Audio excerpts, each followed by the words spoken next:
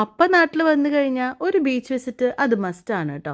അങ്ങനെ ഈവനിങ് ആയപ്പോഴത്തേക്കും ഞാനും മാൻസേട്ടനും പാച്ചും കൂടി ബീച്ചിലേക്ക് ഒന്ന് കറങ്ങാനായിട്ട് ഇറങ്ങിയതാണ് കേട്ടോ. ഒരു റൗണ്ട് നടന്നു കഴിഞ്ഞതിന് ശേഷം അതിൻ്റെ ഓപ്പോസിറ്റ് ഇപ്പോൾ ഒരു പെറ്റ് വേൾഡ് പോലൊരു സംഭവം വന്നിട്ടുണ്ട്. അപ്പോൾ അങ്ങോട്ട് കയറിയിരിക്കുകയാണ്. ഞങ്ങൾക്ക് 3 പേർക്കും പെറ്റ്സിനെ ഭയങ്കര ഇഷ്ടമാണ്. അവിടെ ഒരു ഏവിയറി സെറ്റ് ചെയ്തിട്ടുണ്ട് കേട്ടോ. നിറച്ച് കിളികളും റാബിറ്റ്സും ഒക്കെ ആയിട്ട് ആൻസി ചേട്ടൻ പതിവ് പോലെ കിളികളുടെ പുറകെ പോയി. പാച്ചുവിനാണെങ്കിൽ ഇത്തവണ എക്സൈറ്റ്മെൻറ്റ് ഈ റാബിറ്റ്സിനെ ആയിരുന്നു.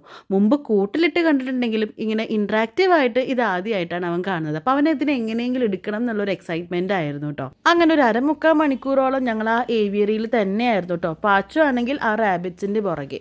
അങ്ങനെ ഒരു കണക്കിനാണ് അതിൻ്റെ ഉള്ളിൽ നിന്ന് അവനെ പുറത്തേക്ക് കൊണ്ടുവന്നത്. പുറത്താണെങ്കിൽ ഒരുപാട് മീനുകളും പാമ്പ് അങ്ങനെ ഒത്തിരി വെറൈറ്റി ഐറ്റംസ് അവർ കീപ്പ് ചെയ്തിട്ടുണ്ട്. അപ്പോൾ ആൻസേട്ടനാണെങ്കിൽ ഓരോന്നും അവന് പറഞ്ഞു കൊടുക്കാനും ഭയങ്കര ഇഷ്ടമാണ്.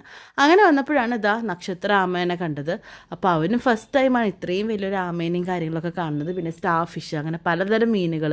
ആൻസൺ ചേട്ടനാണെങ്കിൽ ഫോട്ടോഗ്രാഫി ഭയങ്കര ഇഷ്ടമാണ്. അപ്പോൾ ഓരോന്നിൻ്റെയും ഭംഗിയുള്ള ഫോട്ടോസും ക്യാപ്ചർ ചെയ്തിട്ടുണ്ട്. ആൻസൺ ചേട്ടൻ ഓരോന്നിനെ കുറിച്ചും അവന് പറഞ്ഞു കൊടുക്കും തോറും അവന് സംശയങ്ങൾ കൂടി വരുമായിരുന്നു.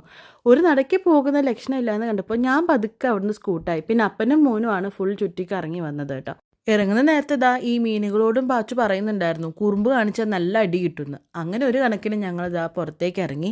ഇനിയിപ്പോൾ വേറെ പരിപാടിയൊന്നുമില്ല. ബീച്ചിലേക്ക് വന്നിട്ട് ഓരോ ഐസ്ക്രീം കഴിച്ചില്ലെങ്കിൽ എങ്ങനെയാണെന്ന് ഓർത്ത് ഓരോ ഐസ്ക്രീമും കഴിച്ച് ഞങ്ങൾ വീട്ടിലേക്ക് മടങ്ങി.